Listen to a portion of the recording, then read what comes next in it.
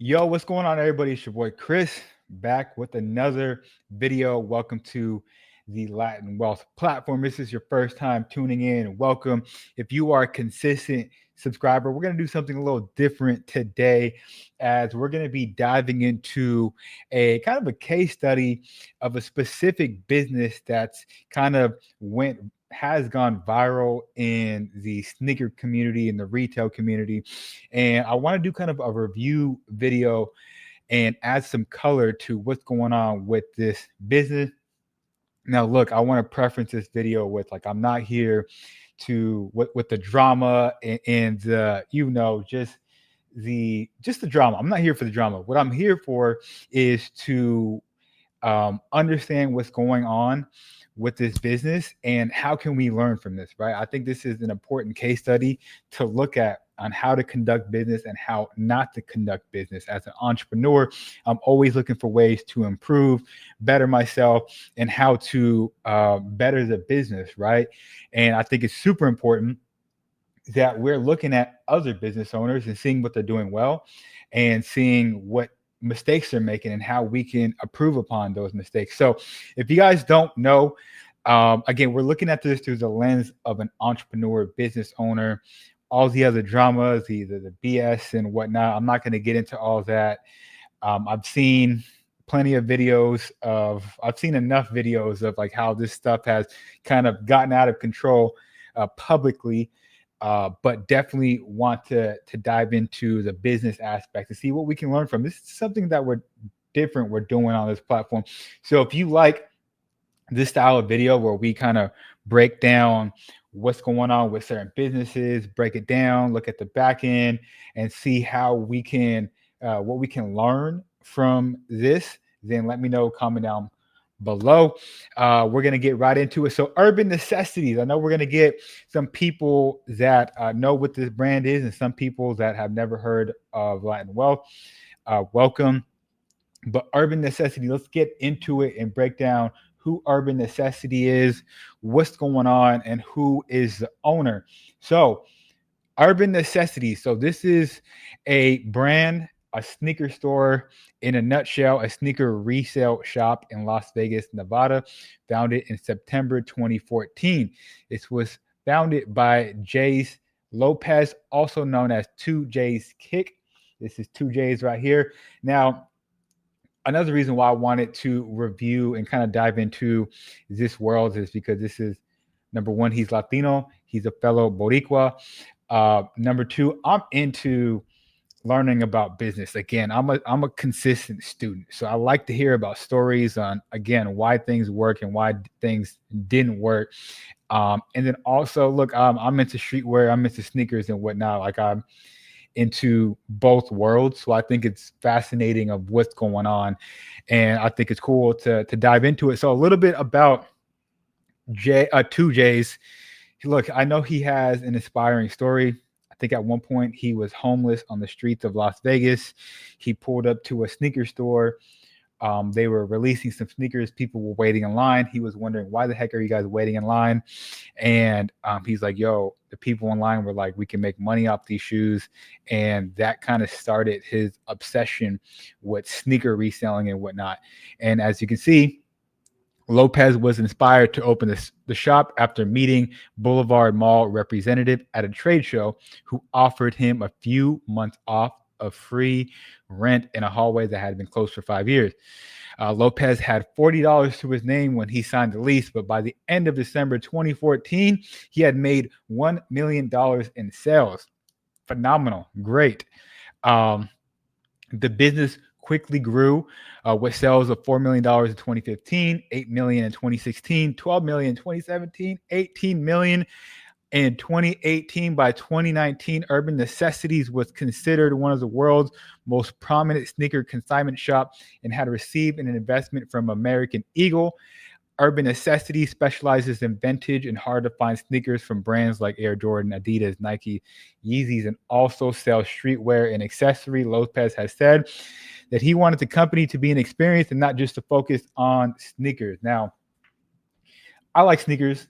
I'm fully aware of this individual.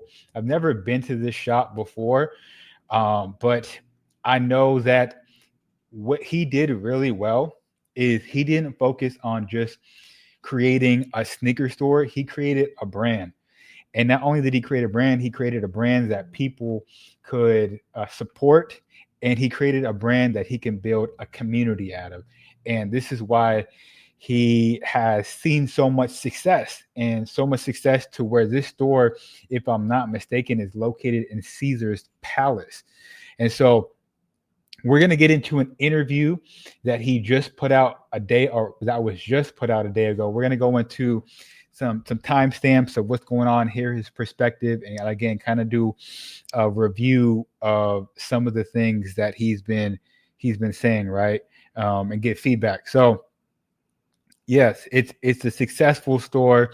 Again, there's thousands of stores all over of the United States, sneaker stores, but this one is special in the way that it creates an experience, right? When it comes to retail, retail is a tricky business. And I've always said, if you're going to open up a retail shop of any sort, you need to create an experience to go along with the shop. It can't just be, hey, we're going to come in here and buy product, because if it's not a kind of a global brand, the chances of you succeeding is very, very slim. And you see that with sneaker stores in this current market, June 26, 2025, sneaker reselling is not what it used to be, right? You can't just resell any Panda Dunk for $300, $400, $500 anymore, right? You can find these things sitting on shelves. So a lot more stores are struggling in this market. The uncertainty of the world, geopolitical news, and just conflict that's going on in the world, all this has a trickle down effect on different businesses. And people wonder why, like, hey, why aren't things reselling anymore? It's because, hey, people got a tighter grip on their money nowadays, and they don't want to spend as much money on frivolous things. Not only that, these brands are pumping out more product than ever, so it's going to dilute the what is it? It's going to dilute the demand that people have for these products. So I say all to say that despite, everything that's going on, this business has seen a lot of success. What separates this business from other stores is this is what starts to get kind of tricky. 2J's, and we'll get into it, he was essentially fired from his own business in 2014. Yes, I said that right. His own business that he founded with $40 to his name, fired from the business. We'll get into how that happened. And he has not been involved with this business ever since 2014, right? As of recently, he just jumped back into it, and I'm sure you've seen a bunch of videos online. So we'll get into that. And yeah, let's go to the video real quick. Go to the interview. I'm going to share this screen, make this a little bigger. And shout out, let me make it smaller real quick. So shout out to this guy, Blake Wynn. 2J's explains the collapse of Urban Necessity, the Blake Show, episode 1. This individual, I know he's been in the sneaker game, so he knows the right questions to ask. He knows 2J's. And he also, you can tell he's very, very business minded. So he'll ask questions that are like, hey, what'd you guys do with XYZ funding? LLCs, things of that nature, partnerships, what's going on here? He asks those specific questions. So if you want to see the whole thing, we're not going to go through all 1 hour and 15 minutes. We're just going to kind of skim through some different points of the video and just hear what's going on with the business. And again, ultimately learn from what's going on. So I'm going to start it about, I think, the 2-minute mark. Let's see, about right here. A successful partnership to a very sour one is probably. Let's see. Let's go a little bit further. You gave that business to what is the? Okay, so let's wind it a little bit. 5 seconds to 10 seconds. Sorry, stuff along the way that's to come. So 3 years ago, you do a deal where you give up 50% of the business. Correct. And you gave that business to what is the other entity? Surgeon Worldwide. So boom, right off the bat, I know we're gonna be pausing it. So again, if you want to hear the full thing without me pausing it or hearing, my voice, go ahead and watch the whole video. But right off the bat, he says we gave up 50% of the business to Surgeon Worldwide. If you guys are not in the sneaker industry and you guys don't, you don't even have to be in the sneaker industry, but the sneaker realm and whatnot, and you don't know who the surgeon is, let's take a look at who he is real quick. Boom. This was posted by hypebeasts. The title says, update: Nike settles legal battle with the shoe surgeon over trademark claims, right? Ending a year-long legal battle. This is the shoe surgeon, and he owns Surgeon Worldwide. All right.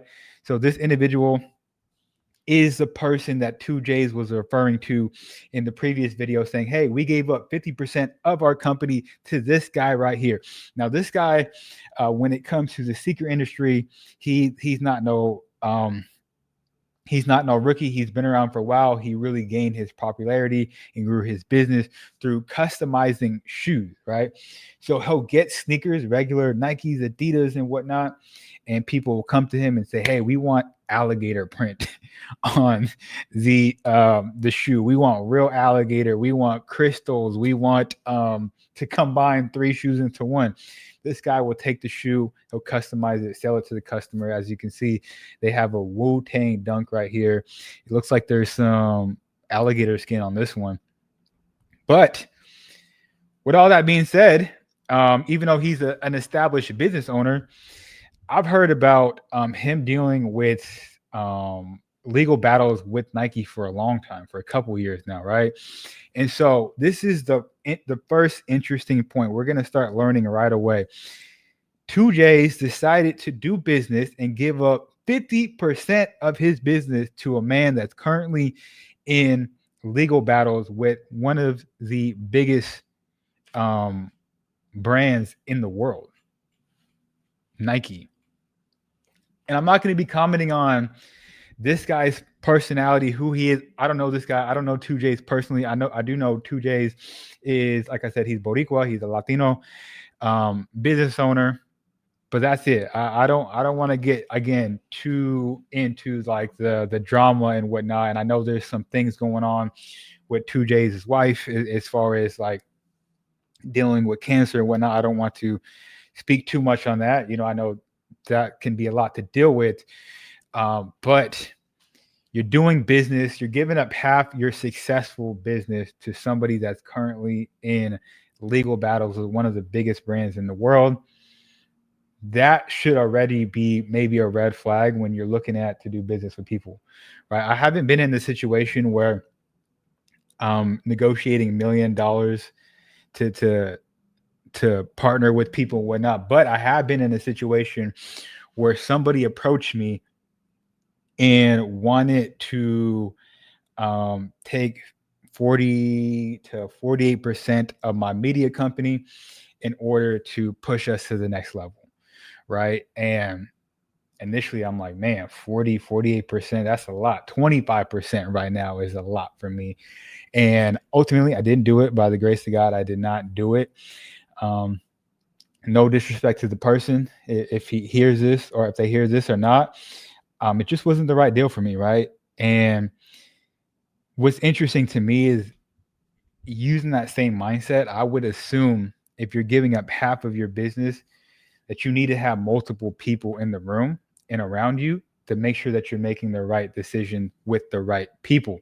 Again, this guy right here, he may be a phenomenal person. I don't know him personally, but business-wise, if you are in legal battles with one of the biggest businesses in the world, Nike, that's something that you should definitely be concerned about, right? And you should question more, right? I'm sure this guy can do a lot of positive things to your business, but he's dealing with something right now, right? And you bringing him into this, it's almost like, was this guy's intention to make money with Urban Necessities so he can battle the legal situation with Nike? What was the reasoning? What was his inspiration for wanting to partner with 2Js, right? Obviously, it's money driven, but let's get back into the video. Let's play a little bit more. Again, I'm gonna jump around a little bit. I'm not gonna play the whole video, but definitely one thing that we learned already. That's ran by Dominic and Bimbo, and Dominic. So shout out to this guy that has the YouTube channel. He has like timestamps and like timelines popping up on the screen throughout the conversation, what is dope. It says May 2022, 2Js meets the shoe surgeon in Dallas and Bimbo at SneakerCon. So these are two individuals that approached 2Js and was basically like, yo, we love what you're doing. You're killing it. We want to help you get to the next level, right?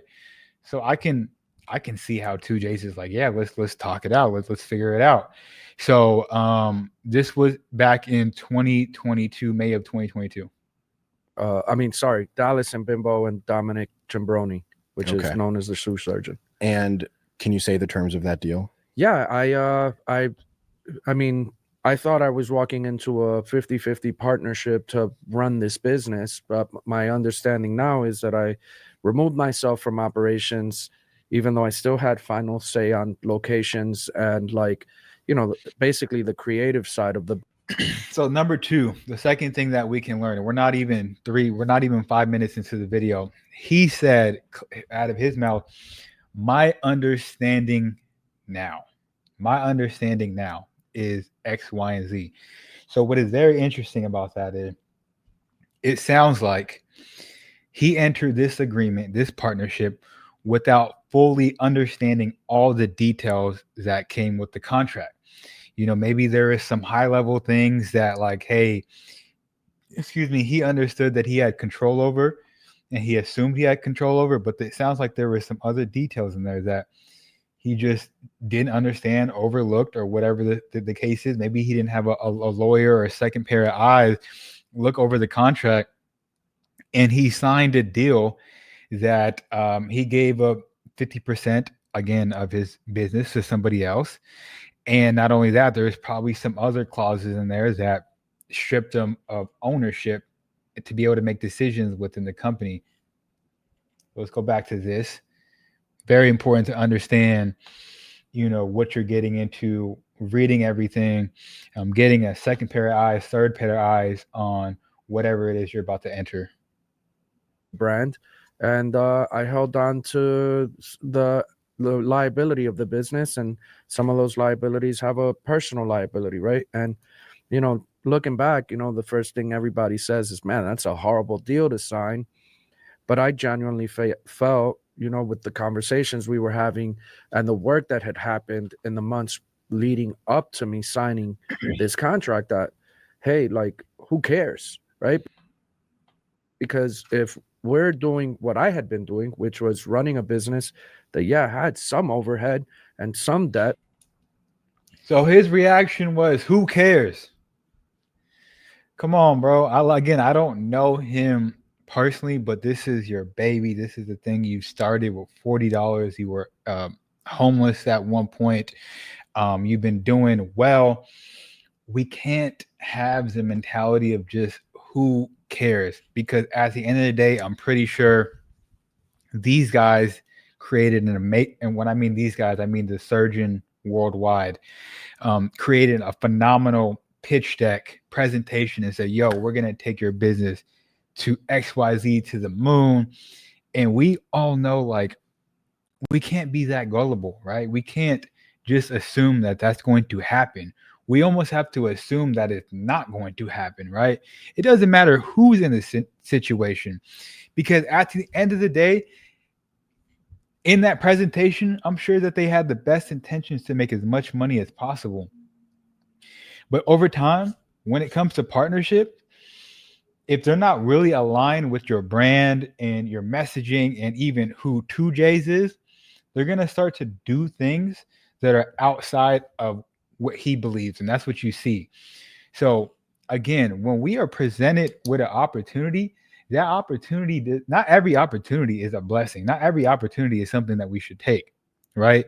So we have to be a little bit more strategic about when we get these opportunities and these presentations, and understand that, yo, this is great. This sounds great.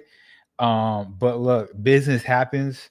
The market is kind of wonky right now. 2022 sneakers we're still reselling pretty well, but come on, we got to know that this bubble is going to burst at some point.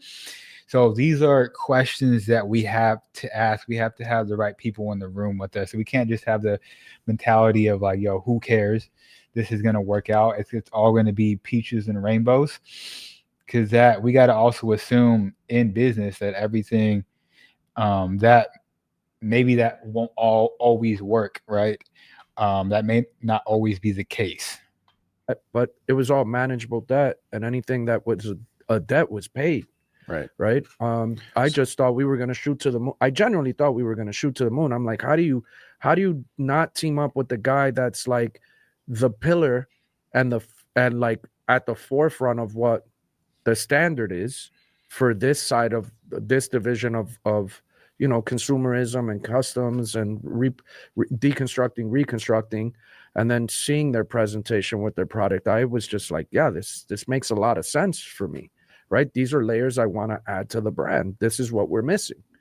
Right. And if you were we're going to fast forward a little bit. So, like he said, throughout I watched about 95% of it. And if you're enjoying this type of content, please let me down below. Let me know if I'm leaving out any type of details. Again, I'm not fully immersed in this world to know like every single detail, watching every single Instagram live and knowing what they said and who said. So if I did miss any details, forgive me, leave it down in the comment down below, but we'll get into this picture here.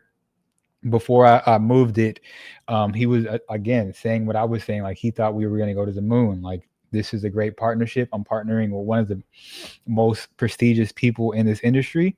Let's do it. But we got to keep in mind that Surgeon Worldwide started off as sneaker customization. Completely different from running a retail shop. So, yo, Chris, what do you know about retail? I worked retail. I worked at Champs when I was younger, right? So I know it's completely different. It's a completely different market. It's a completely different type of operation. And throughout this video, you'll hear TwoJsKicks say, and we'll go over this timeline right here. You'll hear TwoJsKicks say like, yo, we didn't necessarily really need the financial backing. Like, I could have came up with that backing, selling and liquidating my own product. What we needed help with was the operation side of things. And so this is my point. If you're bringing, and I understand like Surgeon Worldwide, they're in the sneaker industry. But it'd be best to bring in people that understand how to build systems for your retail shop and how to create the right SOP for people to run these different shops, right? And I don't know if Surgeon Worldwide has the experience doing that. I don't know if they had that, right? Maybe TwoJsKicks was just thinking like, yo, this guy has a name, he's had success, let's bring him in. So if TwoJsKicks is saying like, yo, we need help with operations, you need to bring somebody in that specializes in operation. And again, who am I to talk? Who am I to, you know what I'm saying? But these are just things that I would personally think about as an entrepreneur. Am I at TwoJsKicks' level or the Surgeon level? Not yet. But these are things I'm looking at and I'm learning from. So look, we'll break this down. TwoJsKicks' alleged timeline of losing Urban Necessities to the shoe surgeon. So we went over that he met these guys at SneakerCon. After months of informal collaboration, TwoJsKicks finalized a deal with the shoe surgeon November 2022. June to July 2023, things quickly got out of hand as TwoJsKicks realizes that he has no operational authority yet carries legal liability for the company after being reclassified as an employee. So what's happening here is my man's getting pushed out of the business. And you're probably like, yo, Chris, something's missing. Something don't sound right. And I'm sure there's a couple things that are missing that are not being said by TwoJsKicks. The Surgeon Worldwide that company, that group hasn't came out and like done any interviews or anything like this, so we're taking what he's saying for a grain of salt. There's always the his truth, the surgeon's truth, and the truth, right? There's always three sides. So quick things quickly got out of hand, and he's being pushed out. He's being pushed out of his own business that he started with his wife, right? And he'll talk a little bit more about this. And now he goes from founder, owner, whatever the title is, to employee. Not only is he an employee, but he carries a legal liability for the company as an employee. Imagine that, you working at a company and you're like, yo, your manager's like, yo, you work here, but you carry legal liability for the company. That's wild. Let's see. No, and we'll go through this. November 2023, TwoJsKicks asked to be bought out from Urban Necessity due to its differences and breaches of contract, essentially, right? December 2023. TwoJsKicks accepts first buyout offer and signs the paperwork, but Surgeon Worldwide does not. So essentially, by November 2023, 1 year after they finalize a deal to work together, TwoJsKicks is like, yo, I'm out of here. I don't want to be a part of this no more. Buy me out of my contract, right? Buy me out of what's going on. So TwoJsKicks then accepts the first buyout the following month, signs the paperwork, but Surgeon Worldwide does not. Ultimately, I think they were going back and forth. Around this time, maybe the shoe market isn't doing as well. And maybe Surgeon Worldwide probably, I think it was about 3-4 million that they put up to buy him out, and they keep lowering the number from there, right? And then May 2nd, 2024, Urban Necessity terminates TwoJsKicks' employment, preventing visibility on the brand, plus company email deleted. You guys know, if you may or may not know, when you get fired from the company, they delete that email instantly. You like, yo, I logged in, or I'm trying to log in, and 5 minutes later it's up, right? So what's interesting about this timeline, and then October 8th, 2024, TwoJsKicks signs document to walk away from Urban Necessities for $0, which is wild. Doesn't really make sense to me. Yet Surgeon Worldwide refuses to sign that document that he says I'll walk away for $0 for it.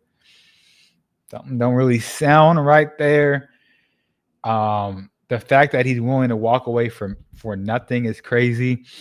And the fact that another company, the other side, says, yo, well, we're not going to sign this, is I don't know what's going on there. But I'll say this.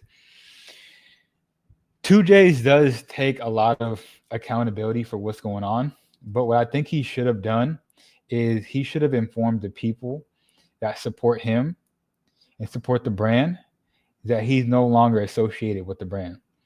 Because again, I said at the beginning of this video that a lot of people have sneaker stores in the United States. There's probably thousands and thousands of them. What separates him from everybody else is the fact that he had content to go with his sneaker store. People supported him, his vision, his personality, the brand. All of this goes into why somebody will consume his product over why they just go to any other sneaker store in Las Vegas. You guys have to understand that. So I personally feel like it is your obligation as a business owner, as somebody that founded this brand, to say, hey, I am no longer associated with this company. XYZ owns this company, and whatever happens from here is not on me. And so he, in my, from what I can remember, I don't ever remember him doing that, right? I just found out this month that he wasn't associated with the brand for almost a year. And which is crazy. I don't know if he acknowledges that, but he is, I believe that he's obligated to tell the people like, yo, do you want to support the brand? Great. It's one of the reasons why we support brands like Jordan brand, Kobe, and whatnot, because we support the individual, the face of the brand, right? We align with their story and whatnot. So I think that's something that he probably could have done better. It's funny that he's wearing a Buried Alive t-shirt, but let's play this. I'm talking a lot.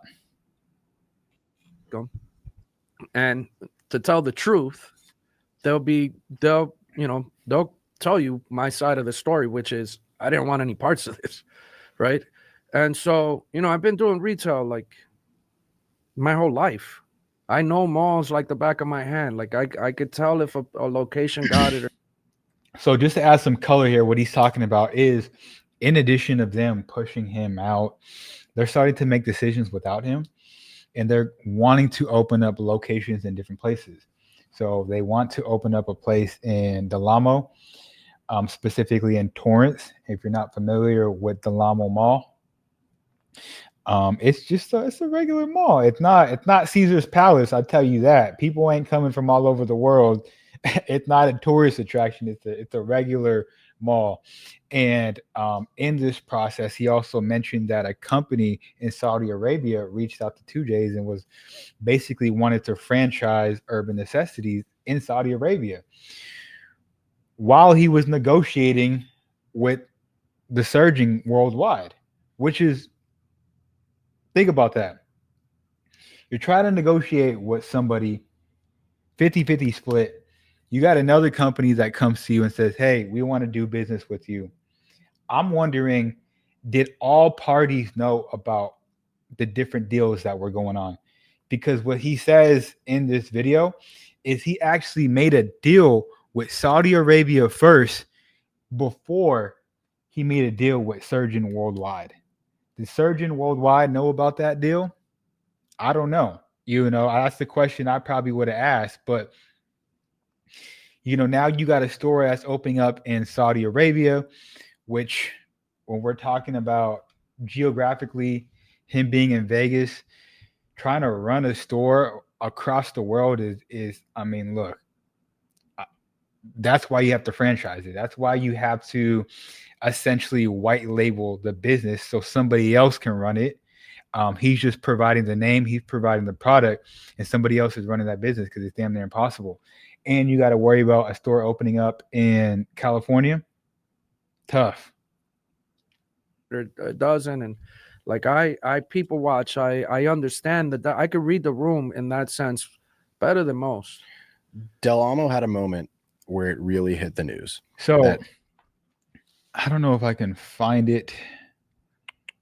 Let me see if I can fast forward a little bit. 2024. I could be wrong on that date, but I have it in screenshot. I could show you my last paycheck.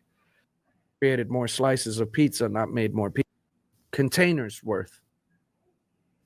It didn't make sense, but what I'm being advised is it makes sense because it's in our backyard and we have our hands on. This is what I want to get into. He explains why he didn't want to open up the store in Del Amo, and I think this is a good something to learn when it comes to branding, right? And brand perception. This is something unique, a unique way of thinking, but I think he was onto something right here. And unfortunately, the people that he partnered with, they still opened the store anyways. Let me see if I can rewind it back. Above consumer expectation, like experience. And it wasn't that I didn't think it could work. It was, I just knew what was in the bank account. And I just couldn't justify, in my opinion, separating the team because we weren't adding more employees. I mean, yes, I do have final say of locations that got ignored. So that was that then the first time that you felt like they breached the agreement? It was one of the first, but I just didn't want to create any, I didn't want to create any issues and be the bad guy. Oh, here we go. And come this way.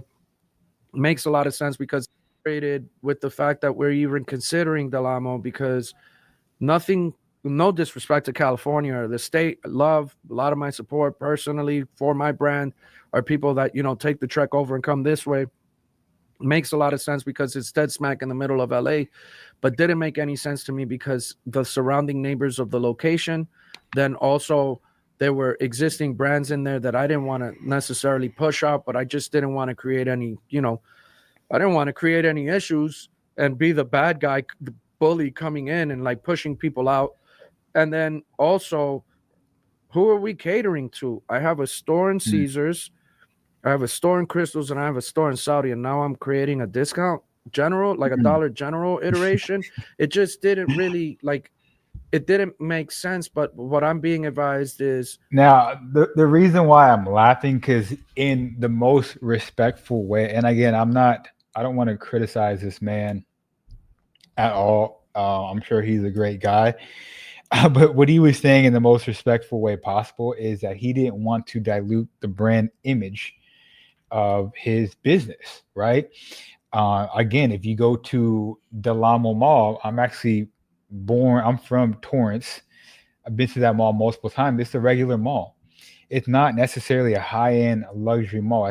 You're not going to get that same experience as if you went to Caesar's Palace, as if you go to Saudi Arabia and you go to the exotic malls out there. You're next to all these high-end stores, right? I heard this quote from somebody that was talking about real estate. The question was like, would you rather have the best house in the worst neighborhood, or would you rather have the worst house in the best neighborhood? Comment down below what you guys think.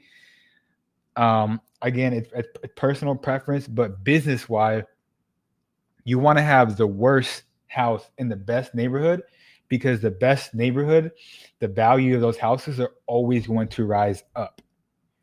The worst neighborhood with the best house is not going to rise up unless there's a better house that comes into play, whenever that is, right? And trust me, I know about gentrification, and that could eventually happen down the line. But he's essentially saying the same thing. Like, he's bringing his store, his brand, his company into this mall. And again, I'm not bashing on Del Amo. It's just a regular mall. Let's call it for what it is. It's not a high-end mall where people are coming from all over the world to experience this place. They just come in locally. Ain't nobody coming from Saudi Arabia to go to Del Amo, to Torrance. But they're coming to Vegas. They're going to Saudi Arabia. They're going to these different places. So that's one of the reasons why he didn't want to open up the store in Del Amo. And again, that goes to brand perception. It may not be like, I don't know, people think that's not an ethical way of thinking, but brands like Gucci, and I believe Louis, for sure Gucci, they would rather burn and get rid of product that was not sold than to put it on sale, because they don't want the perception of that brand to be we discount our stuff. They don't want that. They want to maintain a high luxury view of their brand. I think Louis does it. If I'm not mistaken, I wanted to say there is another sportswear brand that does it as well. I forgot which one it was. Like, they would, yeah, I don't want to put out a brand out there and say the wrong thing, but I know for sure, Gucci is one of the ones where they rather, destroy their product than put it on sale.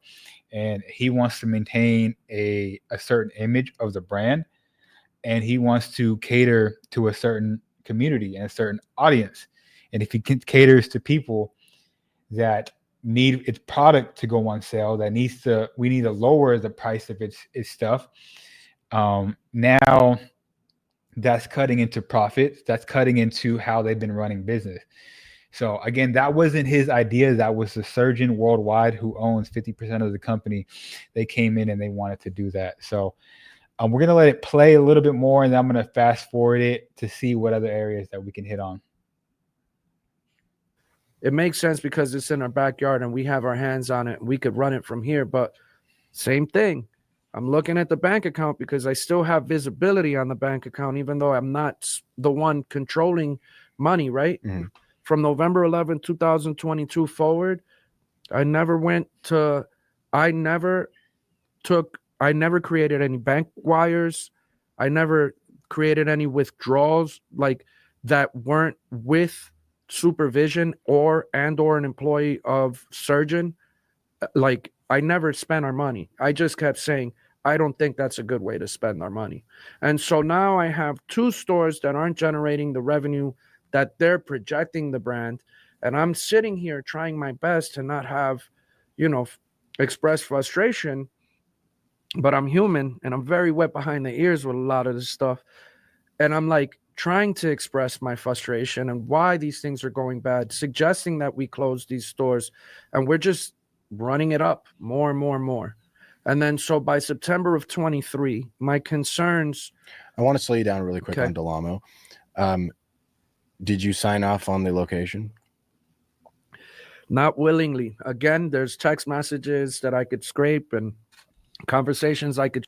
So to give some color here, obviously he's in a situation where from his perspective, he's giving advice on what to do with the business. Yo, I've been in this business since 2014. I know what the people want. I've been through a couple different cycles. He's making suggestions, and it sounds like his partners are not agreeing with him. And I will mention that let's go a little deeper. I'll save it for a little later. Let's fast forward to this point. Or what? Yeah. One of them was that Joni and I were managing members. So when you create a business, you have to report to the state who the managing parties are.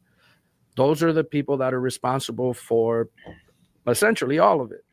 So when we sold 50%, Joni relinquished her 50%. Joni is his wife. At that point, she's supposed to be relieved as a managing member. There was a date on the contract that they needed to do that by. They didn't. Another one of the breaches was that I had final say on the locations. Well, you just opened up 2 that I told you not to. There's that, right? And a bunch of other like smaller ones, but those are the 2 main ones. And so now you fire me, 5-6 months later. You're kind of supposed to report that to the state, to the government.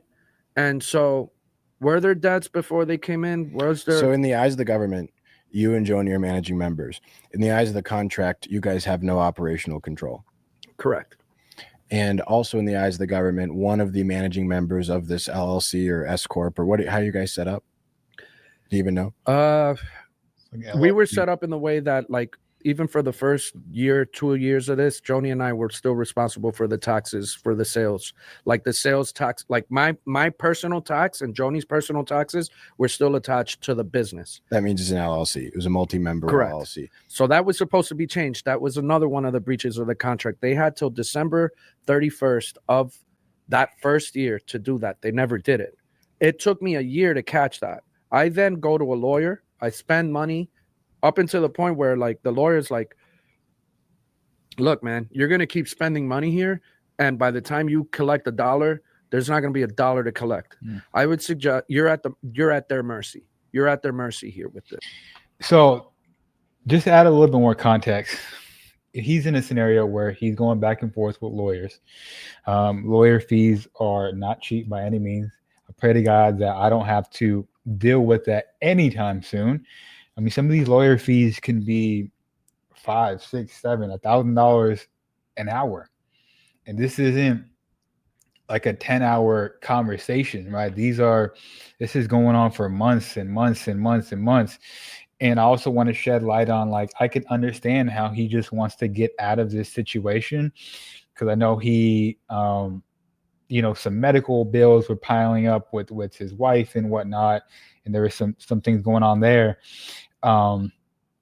He's fired from this company that he started. He doesn't have a job. And so he's doing his best to just, get out of it as much as possible. So I can sympathize with him from that perspective. I just kind of go back to, like, yo, if you're no longer going to be a part of this, you got to let the people know, in my opinion, unless if there was like something in the contract that says, like, for the next 3 years or something, you can't say anything. But it's again, there's probably some things that we're missing here, and there's a whole nother side that we're not getting. This is all coming out as I'm making this video. So tomorrow we may get something completely different. But let's fast forward it a little bit. Again, if you guys want to watch this whole video, go ahead and go to this young man's channel. What I do want to hit on, I think that they touch on in this part, is if you guys didn't know, I probably should have explained this in the beginning.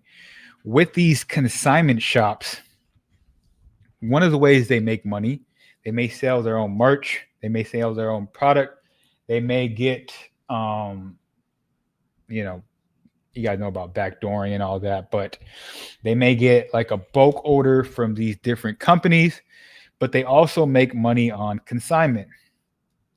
Basically, what consignment is, these stores, they have the foot traffic to bring in customers. You may have a product that you want to sell.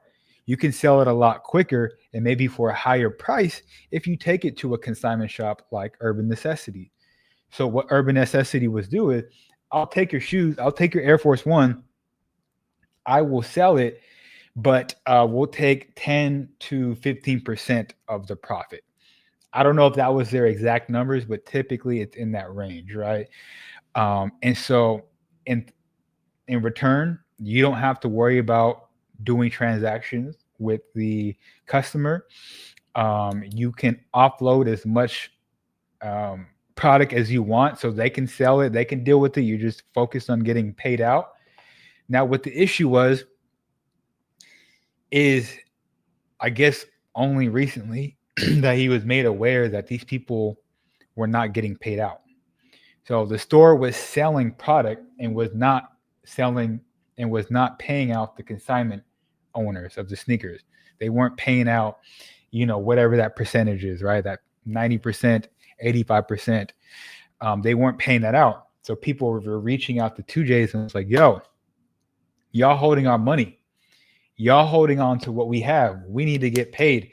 And 2Js is ultimately responding like, I don't have access to the account. I don't have access to anything. I don't know what's going on. This is why it's kind of weird to me, and something is missing. I think in this clip he's going to dive into, you know, some of the complaints that they were getting. So now we've laid the foundation down. How does this news even break that consigners aren't getting paid out? Because that's ultimately what's brought this issue to the forefront, what's made you speak out. It's going crazy on social media, right? Like, I'm getting tagged in Facebook groups and posts, and I'm obviously, like, I have great relationship with my consigners. I'm the main guy that got them involved, right? So people are hitting me up. They're like, Jay, what do I do? I'm like, listen, man, I'm very sorry. I'm not over there. But if I were you, these are the steps I would take. So if you get my attention, which I wasn't going out of my way to not get your attention or pay attention, but there's hundreds, if not thousands of times that I've had interactions over the course of 3 years of, go get your shit. Please go, because I can't help. Even now, I'm picking people up from the airport, dropping them off at the store. Go handle what you need to handle. And if you need my help, I'm the first one to help you, right? And so it's a little interesting to me. Like, it seems like during this time, he never went to the store. He wasn't involved. I don't know. Like, if this is my baby, this is my thing, I'm pulling up to the store. We figuring this out. So I'm not too sure about that. Again, I don't want to call this guy a liar. I don't want to call anybody a liar. This is all alleged. By the way, I gotta throw that in there. But we'll go over this part as well as we start to wrap this thing up, hopefully in the next 10 minutes. Here at a certain time, I try to be there earlier than that, just so I could read the room and be there and show respect, right? And I'll never forget, the three of them are sitting there. Joe's eating calamari, stuff in their face. And I sit down and I'm like, look, man, I'm not here to scream, yell, argue anymore. There's been times in the past where Dallas, when him and I had differences, he's basically said we could go outside and resolve this with bats. I mean, like, I'm not here for that. I still have to work with you, even if I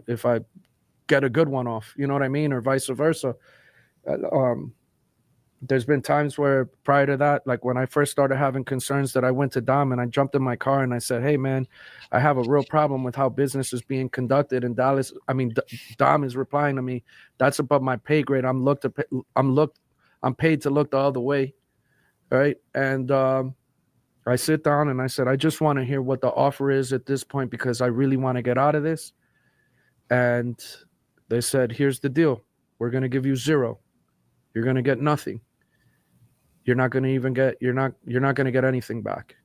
That's it. Obviously, I was very frustrated. As you could imagine, real emotion.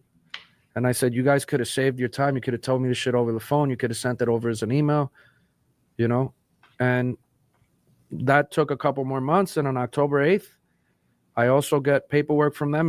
It's the last one I signed, which was, I get my name back. I get 2J's back.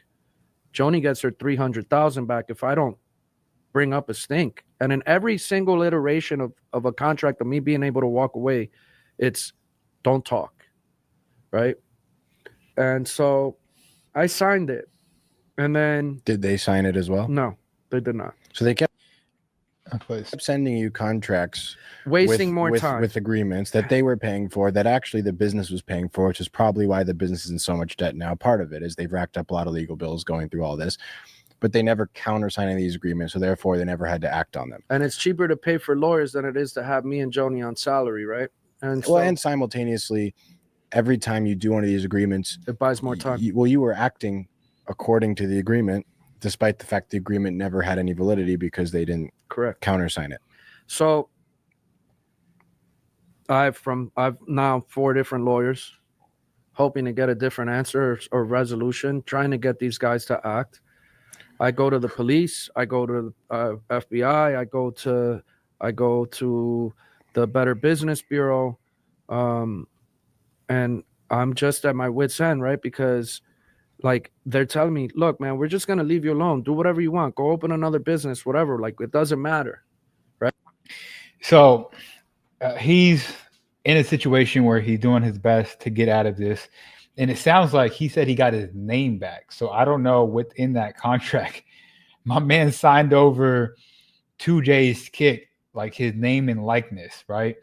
And I mean, this guy's an entrepreneur. He's a hustler. So he not only makes money from his business, but he makes money from doing different appearances at SneakerCon, and people will pay him to come out and do different things, different events, maybe speaking engagements. I don't know. But they will pay him for that. And maybe he has products and different services that he offers under the 2JsKicks. So it sounds like maybe at one point that he didn't even have the ability to profit off his name. And they gave him his name back and said, yo, you can just have that.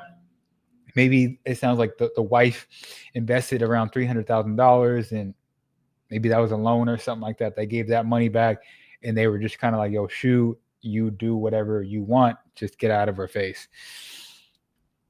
Man, that's crazy, man. Like, I think the gist of this conversation is definitely, you know, it's important to understand who you're doing business with. You're bringing in somebody that has a name, that has money, but maybe they don't have, you know, the same understanding, the same connection to the business as you do. When you don't have that same connection, they're going to end up making decisions that you don't agree with, as I said in the beginning of this. So let's go a little bit towards the end as we wrap this thing up. I don't know if we'll be able to catch it, but essentially I know what's next is he wants to get full ownership of the company so he can then repay back the debt, and to also repay back the consignor. So let's see if he says anything here. We'll let it play out a little bit, and then we'll wrap up this video. Questions here. They came across via my Instagram story. What was the moment that made you decide to speak out publicly, given most of the damage at this point has probably already been done? Well, the last lawyer that I paid, you know, a $20,000 retainer and one sit down, one phone call, and 3 text messages cost me like $11,000. basically gave it to me as clear as I possibly could understand it. He made it he wrote it in a language that dummies could understand. And I recognized that I had nothing to lose, and I'm trying to get these guys to come back at the table. This is what it's going to take for me to get these guys in a room to actually take some acknowledgement instead of. So he's basically saying that the lawyer essentially told him like, yo, you are at their mercy. The best thing that you can possibly do is use your platform to, let's call it for what it is, put them on blast, put them out there. And that will get their attention. That will wake them up to want to come to some type of resolution and conclusion, right? Because this thing blew up. All the sneaker outlets, all the different media outlets in this industry have talked about it, posted about it. So what he did worked. I guess you can say some people would argue like, yo, why does it need to be a public thing? He's obviously probably tried for the past year to come to some type of agreement, and it just didn't work out. And it's what he did. I guess it's working now. There's back, but actually recontinue UN, go back to being 2J's. Rewind it back a little bit. Anything that could transpire. It's mistake and regret. Is there anything that could transpire that would make you take the reins back, not just to damage control, get their consigners back, but actually recontinue UN, go back to being 2JsKicks, CEO of Urban Necessities, go back to trying to scale Urban Necessities, and there's a world where that could happen, right? But I think that there needs to be a lot of unearthing things that have been done in the dark, right? Like what? How much money did you really spend in 3 years compared to what you made? That's my bottom line. How much money did you spend on what you claim you spent compared to what we generated? Because that is going to tell me how good of or bad of it, or how reckless of an operator we were, right? So that's the first. And I'm sure he wants to know that number, because as he's in the process of regaining ownership of this company, he doesn't want to be responsible for that. That was under their operations. They made those decisions. He wasn't involved. He's probably going to want to be in a situation where he's not responsible for that. He wants to be responsible. It sounds like he wants to be responsible to help out the consigners and the people that were, taken advantage of in this process. But whatever operation cost and investment they made, or deals they've done, or loans they took out, they don't want to deal with it. And so if you guys are curious, like, yo, why would you even get to the point of giving up 50% of your company and whatnot? You guys have to realize that at some point, if you want to really scale your business to the next level and do 8 figures, 9 figures, 10 figures a year, you're going to have to bring in other people that are experts in different areas. Maybe they can give you funding. Maybe they're actually experts as operation to really scale your business, right? And that's, if you do kind of the history with like McDonald's or Apple, some of these big brands, I don't have my iPhone right here, Apple, they're willing to give up ownership of the company to expand it, to make it grow. And at some point, if you want to do that as a business, you're going to have to make that decision, right? If you want to remain like, a smaller operation, and like he was in a situation where he was probably doing a lot of the stuff, you can do that, but you'll be able to get a lot further with the help of other people, the right people. One, and is the damage that has been done over the last 3 years of having, giraffe,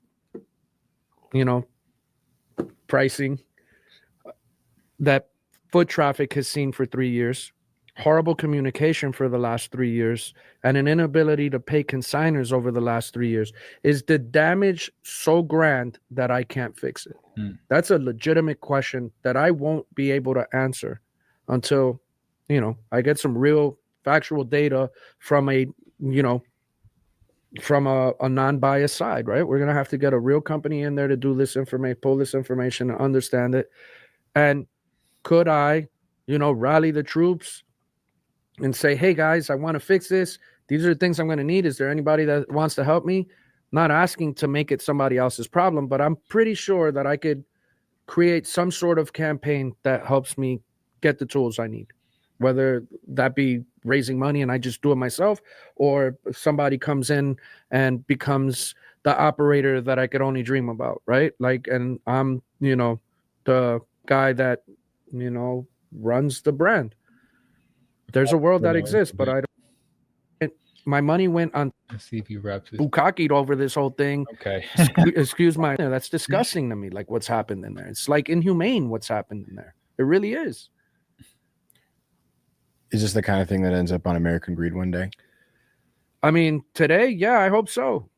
I really do hope so. And I hope that everybody pays. And I'm sure that I will have something to pay at some point. I'm not, again, running away from it. But yeah, All right, we can wrap up this video. Again, if you want to check out the whole video, check out Blake Wynn. Shout out to him for having that conversation. Shout out to 2Js for just being transparent and, wanting to, I guess, make it right as much as possible.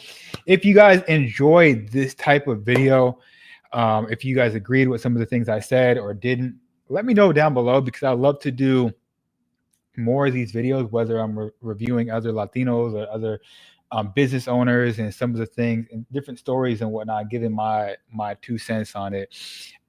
If you guys want me to keep up with this story, I can make another video if you want. I know this was definitely a lot longer, but there's a lot of nuances when it comes to businesses and relationships. And at the end of the day, what I want to do is make sure that we learn from these situations as much as possible. Again, I don't care about the drama, the beef and all that. That's none of my business. I want to see what I can learn and I can apply to my business. That's it. It's your boy Chris from the Latin Wolf family. I'll catch you on the next one. Peace.